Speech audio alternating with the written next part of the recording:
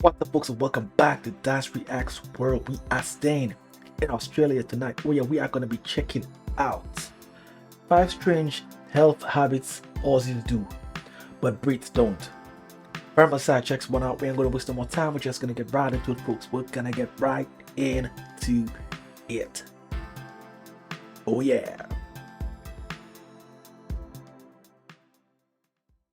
I grew up in Britain my entire life, and apart from the odd thing, I thought all of our health habits were pretty decent. But then I moved to Australia, and within about 6 months I realised that we're missing something, because there are a handful of habits that Aussies do every single week that Brits would either ignore or not even think to do. They're very small and subtle life changes that to most people look boring on the outside. But since adopting them, my health is much better. My body has got healthier, my mental well-being feels more calm and relaxed, and even my relationships are stronger. And if I moved back to the UK tomorrow and stopped doing these things, I would honestly feel like my life had been downgraded. So in this video today, I'm going to show you the 5 strange Aussie habits that Brits don't do, but probably should. Let's get into it. Number 1, Aussies treat water like a second living room. In Britain, swimming is just a nostalgic school memory. You know, we would go to the swimming pool on a Friday for our swimming lesson, that was it. In Australia, it's a daily thing. You might be having a barbecue at someone's house, and you can jump in the pool. Random weekday beach swims are absolutely normal, and this is coming from a guy who spent 3 years of my life living in Cornwall, and even the locals wouldn't go to the beach that often,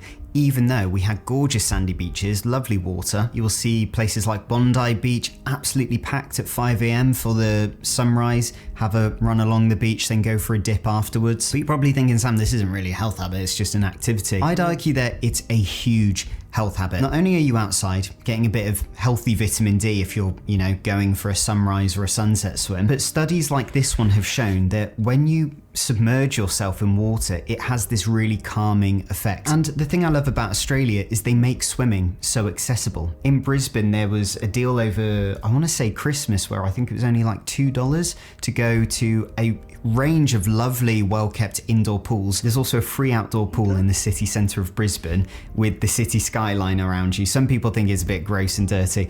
I love it. It almost has this ability to erase this never-ending to-do list in my brain, and I can actually just switch off for a second. And then being able to do some gentle movement. I know as a runner that having a swim is a great use of recovery training, whereas in the Yeah, I'm not fond of what he's saying there, but what he's saying is true. I can't swim for shit, man. I can't swim.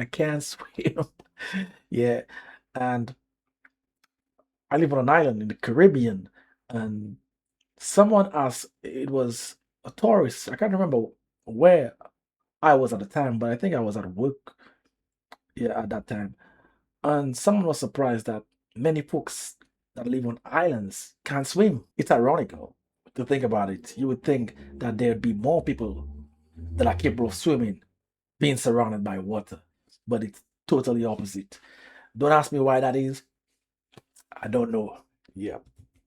UK, from my experience, swimming feels like a very effortful thing to do. It's a big organisation thing. You don't just have that swimming bag already packed like you would in Australia, ready to go, throw in the car. You then have to go online and find a pool near you, especially one that's heated if it's outdoors. And then if you go to like a gym pool or somewhere like that, it's just really expensive. And once I realised that Aussies spend a lot of time in water, I realised they spend a lot of time in another place, and that's outside. Now, number 2 is Aussies eat outside constantly. In the last year and a half I've been living in Australia, I've eaten more meals outdoors than I have in my entire lifetime in the UK. Breakfast out on your front veranda, if you're lucky enough to have one, is a very normal thing. And cooking a meal for friends and family, and then taking it outside to sit in your backyard and have a lovely meal with everyone, outdoors with nature around you, with, the bats flying over your head.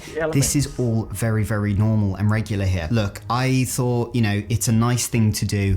It feels good, it makes you a bit happier, but it's not going to have that much of an impact on your health. But I've realised that actually eating indoors now in front of the telly, it does not feel anywhere near as good as eating outdoors. Also, there's a lot of cafes and even restaurants in Queensland which are like half pavement basically. Also, I feel like being outdoors with other people, eating and drinking, is a really great environment to meet new people and make friends. I love a cold British cafe. I miss them a bit every now and then, but they do feel a little bit more blue they do feel a little bit more grey. In fact, in Britain, weather actually controls your life. But when the sunshine comes out in the UK, it's almost like everyone becomes an Australian. People are more social, they're chatting to each other, they're eating outdoors, people are being kinder to each other. But another reason why eating outdoors has big benefits on your health is that you want to stay outside with your loved ones and your friends, having a conversation for a little bit longer. You don't want to rush inside as much. You don't want to rush inside back to work as much.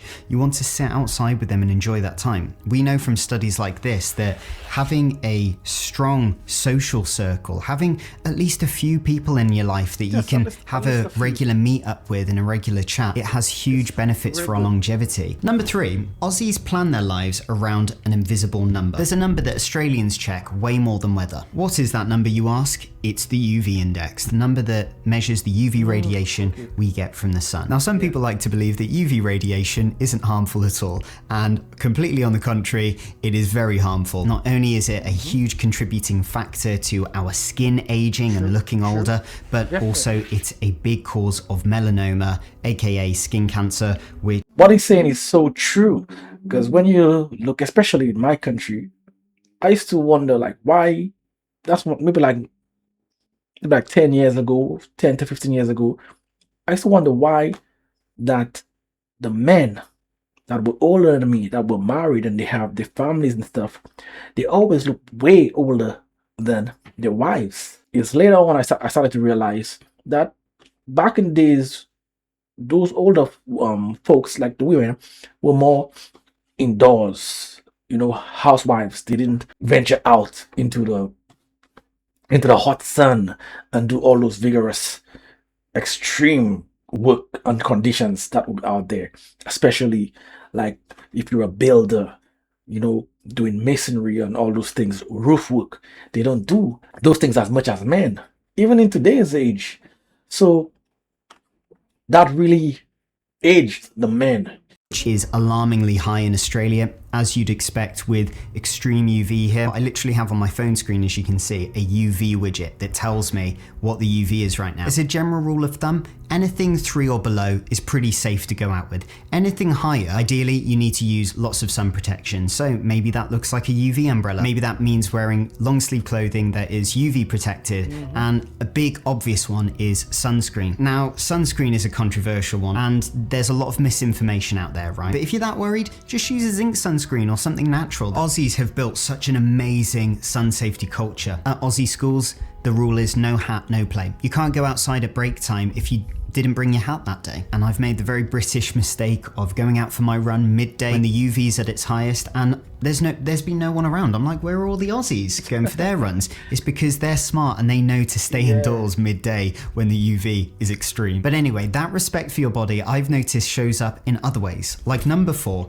in Australia, you're allowed to say no. Sam, what are you talking about? You're allowed to say no in the UK? Yes, you are. I've been pressured to drink in the UK a huge amount of times. I've never been pressured to drink once in Australia. Of course, it helps that I arrived to the country as a sober person, but I have noticed in the UK that drinking feels a lot more tribal. And it's really sad, right? Because if somebody offered you a chocolate and you said, no, thank you, you go, no problem. You wouldn't think anything of it. But a lot of British people, not everyone, of course, they seem to take it personally. It's almost like it makes them reflect on their own habits and makes them feel like they're doing something wrong by drinking. And sometimes their immediate reaction is to either peer pressure you to drink, so, you know, they feel a bit better about what they're doing, or to treat you like an outsider and a really strange and odd person because you don't drink. You know, they might avoid you. And it's lovely in Australia. I wouldn't say this is just a British thing.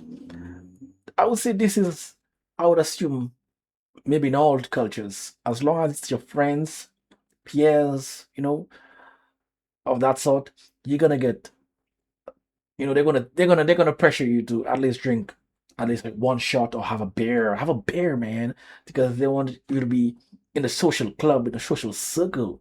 And sometimes you just want, I would say, that you have a group of friends and you just want to see everybody doing the same thing. So I wouldn't say it's just a British thing. I would say it's almost like a universal thing when it comes to your peers and certain environments. Australia, there's no, just have one, mate. Go on, just one, you're fine. So you're like, oh, do you want beer, Sam? I'm like, I'm all good then. They're like, sweet as, no worries, mate. To me, as a Brit, is a really unusual health habit, but a massive life-changing one, which just makes me feel right at home. But anyway, once I stopped sitting around all the time and I actually got out there, I realized this next thing. Number 5. Aussies don't snack the way that Brits do. I used to eat chocolate digestives without even thinking in the UK. Tea in Britain, stereotypically, often comes with a nice little bicky. Just never give me the dead fly biscuit. Don't like that one. And even with the sugar tax that's come into the UK, it's so much cheaper than you think. Whereas when I came to Australia, I noticed that a lot of the chocolate and crisps and sweets and cakes were in much smaller packet sizes, and I thought, oh, that's interesting. Their portion sizes for snacks are much smaller and much more expensive here, meaning that people don't snack in the same way that Brits do. But even though I've got a massive sweet tooth, I've had a filling recently, I'm very embarrassed to admit, I still don't snack anywhere near as much as I would do in the UK. These things aren't like I've suddenly moved to Australia and I'm suddenly super disciplined and I've got all this willpower. No, it's just so much easier to make these habits happen. When you zoom out, none of these habits seem that dramatic on their own. None of them seem that unusual to Australians, but if you put them all together to a Brit, you will seem like a completely different person. Definitely, I gotta agree with you when it comes to the UV, because it's really dangerously hot in Australia. So you gotta be checking the weather. Sometimes you have a bad habit, depends on which country you're from or which activities you like to take part in, but you have to be very mindful of the sun, of the UV, because it really is dangerous. I've read quite a bit on it. I did a video sometime back and I think it was the hottest, I can't remember in which place in Australia, but it was the hottest I think recorded so far. I think it was earlier this year or late last year. Yes, it was on the news and I was like, damn. I mean, it's insane how hot it gets in Australia. So definitely the health habits on that side is gonna be true for Australia. Yeah, when they mentioned about the drinking and, you know, people pressuring you to drink, that's just like a universal thing. I don't think it's just in any culture. I just think it's something that has to do with your friends, your peers, and people just want to have a good time and want to see their friends doing what they're doing. So I understand it could seem like as it's maybe it's a British thing, but maybe he's just not exposed to certain environments for prolonged periods of time, so you haven't witnessed that in Australia. But I would think that's something that everyone experiences across the globe when it comes to drinking. Yes. Yeah, some of the things he said there were all right. I understand where he's coming from. Definitely health is a big issue and certainly something to not take lightly and be mindful of, no matter where you are. If you want to see that long drawn out outro that I do, hit me on Dyce Reacts, Random Music Reactions. This is where I'm going to be making my exit. Until next time, peace out.